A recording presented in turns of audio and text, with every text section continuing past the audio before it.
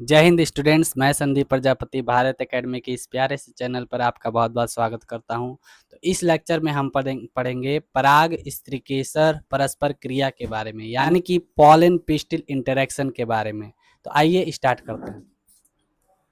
तो देखिए बच्चों, पराग स्त्रीकेसर परस्पर क्रिया यानी कि पॉलन पिस्टिल इंटरेक्शन, इसका मतलब क्या हुआ आप समझिए। पराग यानी कि मेल वाला पार्ट, स्त्रीकेसर फीमेल वाला पार्ट, इन दोनों का मिलाव ही इसी का नाम पर पड़ा है पराग स्त्रीकेसर परस्पर क्रिया। तो इसको हम डिटेल से देखते हैं।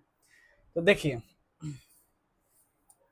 स्त्रीकेसर पर जब भी कोई पराग कण गिरता है तो यह सुनिश्चित नहीं होता है कि परागण सही तरीके से संपन्न हुआ है, क्योंकि वर्तिकाग्र पर उसी पादप के या अन्य पादपों के परागकण भी अनेक कारकों द्वारा स्थानांतरित किए जा सकते हैं। कि जब पौधों में या फूलों में क्या होता है, परागण होता है, तो स्त्रीकेसर पर जाता है, वर्तिकाग्र पर गिरता है, तो यह कंफर्म नहीं हो पाता है वर्तिकाग्र को कि यह जो है पराग कण गिर रहे हैं या उसी के प्रजाति के हैं या फिर अलग अलग प्रजाति के हैं। उसके बाद स्त्रीकेसर में उपस्थित रसायन, स्त्रीकेसर में उपस्थित क्या रसायन, यह पहचान सकते हैं कि पराग कण अंकुरन के योग्य हैं या नहीं। यदि पुष्प में स्वपरागन की प्रक्रिया होनी है तो स्त्रीकेसर में यह क्षमता होती है कि वह उसी पादप के पुष्पों से स्थानांतरित परागकण के अंकुरन को प्रेरित करे।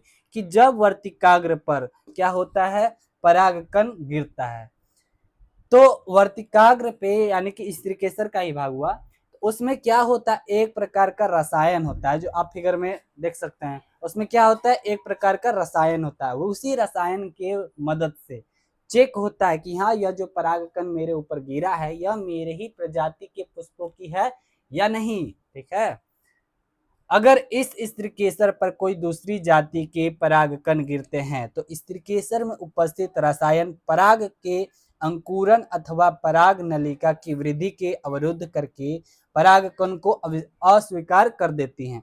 यानी कि अगर यह केस आता है कि अगर स्त्रीकेसर पर कोई दूसरी प्रजाति के परागकण गिरते हैं, है ना, तो उसको क्या करता है, नेग्लेक्ट कर देता है, आगे का प्रोसेस जो होता है वह नहीं करने देता है। ठीक, इसके बाद देखते हैं, अंकुरन के पश्चात परागकण से पराग नलिका वर्तिकाग्र से होते हुई वर्तिका में वृद्धि करती है। उस फिगर में आप देखिए कि ये जो वर्तिकाग्र होता है वहां से क्या निकलता है, परागकण से पराग नलिका निकलती है ना। उसके बाद क्या होता है, बीजांड में तंतुमय समुच्चय के द्वारा एक सहायक कोशिका में प्रवेश करके अंड तक पहुंचती है। उसके बाद बीजांड में एक क्या होता है, एक संरचना की तरह से होता है जो सहायक कोशिका कहलाता है ना, उसके अंदर प्रवेश करती है। उसके बाद स्त्रीकेसर के वर्तिकाग्र पर परागकण के स्थानांतरण से लेकर पराग नलिका के बीजांड तक की संपूर्ण प्रक्रिया क्या कहलाती है,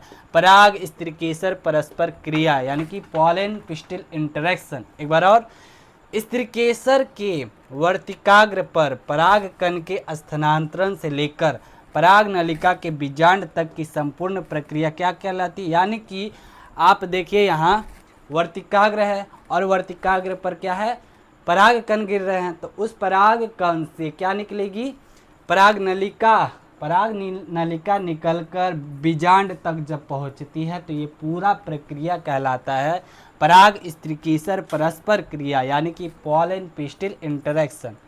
ठीक है,